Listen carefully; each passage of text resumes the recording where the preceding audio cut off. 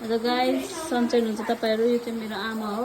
आमा चाहिँ लास्टै झेउरा खाएर होइन एकदम भात खाएर ढुवास पारेर पेट भुँडी सुरी फुल्लाएर बसेछ। अनि आमालाई चाहिँ आज बाबाले के अरे मुख छाडिदियो अरे, त्यही भएर आमाको धेरै चित्त दुख्यो अरे। बाबा चाहिँ यहीँ सुतिराख्नु भएको छ।